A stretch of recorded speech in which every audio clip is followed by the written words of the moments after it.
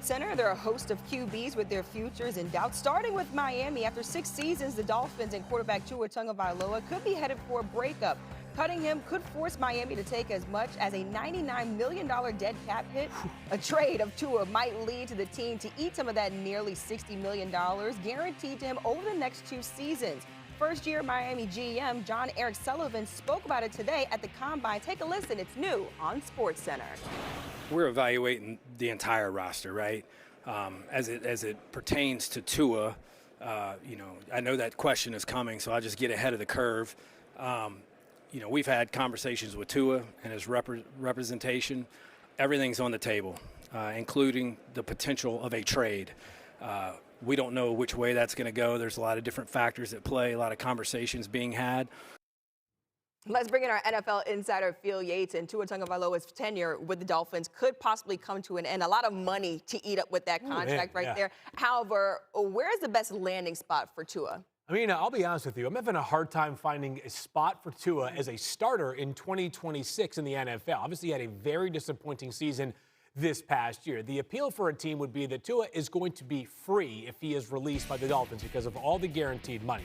Let's look at backup options, though. If I'm Tua, there might be a part of me after a difficult career or difficult finish to his career in Miami that is motivated to go to a place like the Los Angeles Rams to back up Matthew Stafford, where obviously he would only play if Stafford gets injured, but it's very good infrastructure. And we have seen quarterbacks go to places with the intention to be a backup and land on their feet a year later. Sam Darnold, of course, the most recent example when he went to San Francisco, knowing he would not play behind Brock Purdy. Yeah, definitely a weird situation with Tua and all that money that's coming. A lot of money right there. A lot of M's coming with him. Let's turn our attention to the NFC West. Kyler Murray's future has been in question as well. GM Monty Austinford spoke about it today.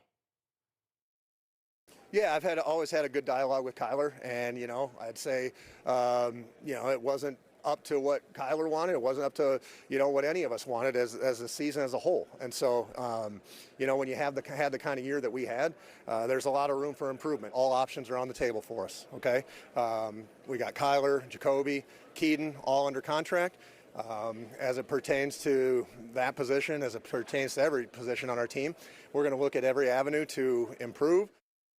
You heard it right there. All options are on the table. Where could be the best landing spot for Kyler Murray if the Cardinals part ways with him? Yeah, let's start there. I do think Kyler Murray's days as a Cardinal are going to be done soon. And I know that people are going to say, when you mentioned the Minnesota Vikings, what about Kyler Murray's skill set suggests he is a fit for Kevin O'Connell with some of the quarterbacks he has recently had success with, Kirk Cousins and, of course, Sam Darnold. My answer would be, it's not that he's stylistically like those players. It's that I believe in Kevin O'Connell as a quarterback developer, a quarterback whisperer of sorts, and this is not a robust market, right? It's not a good draft for quarterbacks beyond Fernando Mendoza, and there really aren't many free agent quarterbacks that are going to be particularly appealing around the NFL. So a guy like Kyler in a second act might be appealing to Minnesota. Look, you mentioned Kirk Cousins just a few seconds ago. Kirk Cousins, his future also in question. The Falcons GM addressed it earlier today.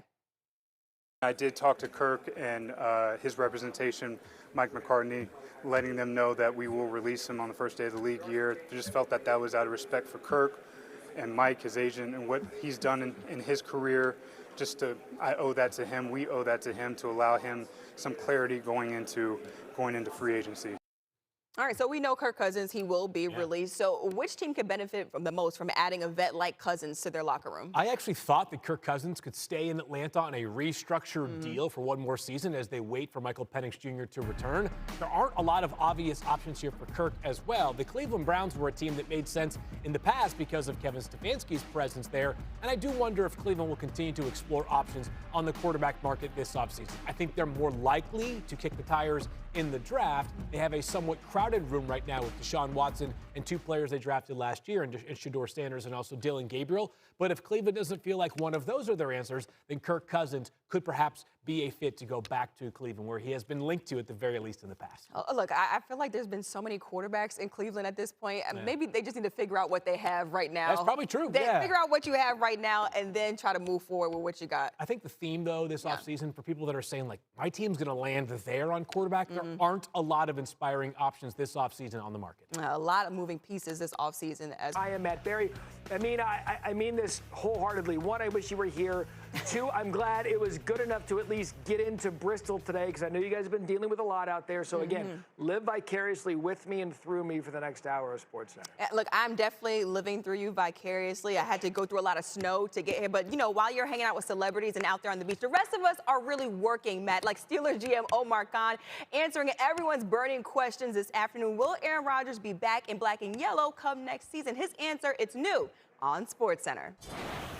The door's open to have Aaron back. You know, I've had conversations with him. I spoke to him last week. You know, Mike McCarthy spoke to him, and you know, he knows how we feel about him. And you know, right now we're proceeding. You know, he's a free agent and he's not on the roster. So I mean, he knows how we feel, and I think we know how he feels about us. It was a good experience for both sides. Unfortunately, we didn't reach our goals on, you know, winning the games that we wanted to win at the end.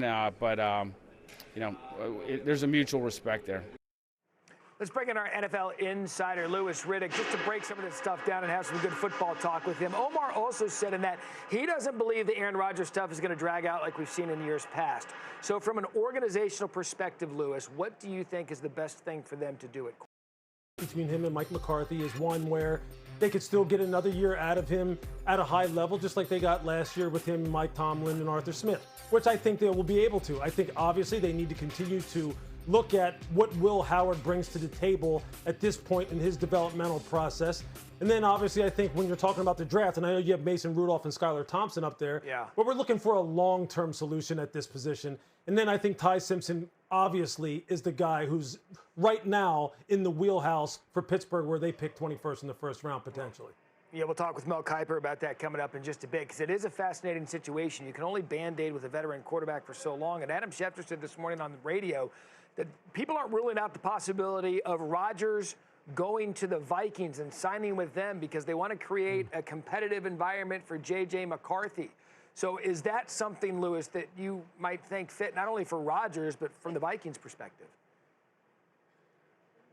Yeah, actually I do. I mean, obviously there was a lot of smoke surrounding that situation a year ago, and I think this is something that really J.J. McCarthy in particular really would have no other choice but to embrace. And quite honestly, I think he should embrace it. I think there's a lot of question surrounding where he is at in his developmental process and whether or not he would benefit from having someone like an Aaron Rodgers to push him, quite honestly, to kind of sit back and learn from, and then let the best man win. Look, if it winds up being a situation where JJ is still the guy who is, you know, going to be their franchise quarterback going into the future, then those chips will, those cards will play out. I mean, obviously that wouldn't be something that Aaron would want, but I think this is definitely something they need to pursue, and they need to pursue vigorously this year, considering how quarterback and that whole situation unfolded for them a year ago. Yeah, way too early to fold up on J.J. McCarthy. And by the way, if Rodgers did do this, he would pull the ultimate Brett Favre, hitting all three teams that he did, including the Packers, Jets, and Vikings. Switching gears now to a situation with another quarterback, Lamar Jackson, his opportunity to sign a long-term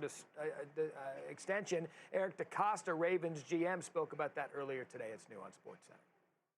As you guys know, Lamar and I have an agreement.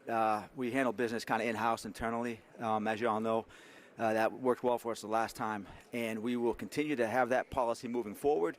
Have spoken to Lamar about a lot of different things over the last month. He's been very engaged. As I said, he was a big value to us in the coaching search, but we'll continue those conversations moving forward. And, Louis, it is a conversation they have to have. It's been a complete overhaul there in Baltimore for the first time in Lamar's career. So in your estimation, what is the most important thing for Lamar aside from contract with this new situation in Baltimore? Yeah. It's all about, you know, really nurturing the relationship between Jesse Minter, the head coach, Declan Doyle, the new offensive coordinator, and Israel Wolfork, his new quarterback coach. I mean, that's a lot of change for a guy who has won multiple MVPs, all while John Harbaugh was the one coaching him and kind of directing the ship down there as the head coach. I don't think there's any question as to who is the tip of the spear in that organization? Who is the guy that can really dictate, or let's just say at the very least influence the decision-making around there like Lamar Jackson can? And a lot of things happen down there based upon when he wants them to happen, how he wants them to happen. And this contract situation is going to be no different, especially considering the fact that he does his own deals. So yeah, that relationship with Eric DeCosta is also going to be important, because that $75 million cap number that he's going to carry over the next 2 years, the last 2 years of his deal, they're going to want to get that down. They're going to get that more palatable and then continue to go ahead and build out the rest of this roster.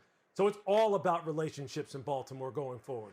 And we remember last time Lamar did negotiate that deal by himself, so I'm glad you pointed it out because it took probably a little longer than a lot of people expected. Let's switch gears now to the defensive side of the ball. Max Crosby, his future with the Raiders has been in question since they put him on IR the final 2 games of the year. Crosby wasn't happy about it. We keep mentioning him as a destination guy for other teams. Their GM, John Spytek, spoke about that today and his future with the franchise.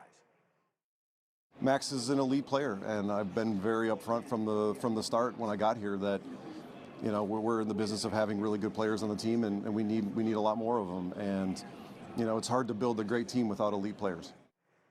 Look, it's lion season. It's the draft, right? Everybody goes up there, smoke screen. They lie about what they're going to do. They're never going to tell you the truth without the media. But what do you think now of Crosby? Do you think he stays in Vegas, or is he too attractive of a prospect for people to kind of trade around for?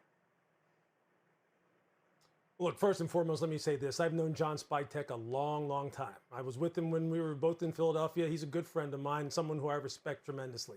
He's right. You can't really get the ship turned without elite frontline players, especially playing premium positions like Max Crosby.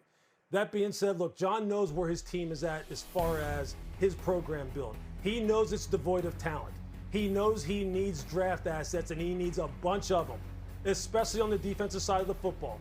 So you're always doing like a cost-benefit analysis, okay? Yeah. We know what the cost is of keeping Max. We know what it means if he's on our football team. We also know what the benefit could possibly be if he wasn't on our team in the way of draft picks and what that could do to help build out this roster. There's no way that he's not going to go out there right now probably and say, hey, look, of course he's on the market. Hey, somebody give us your best offers. Of course he's going to want people to think, of course, you know, Max is a franchise player.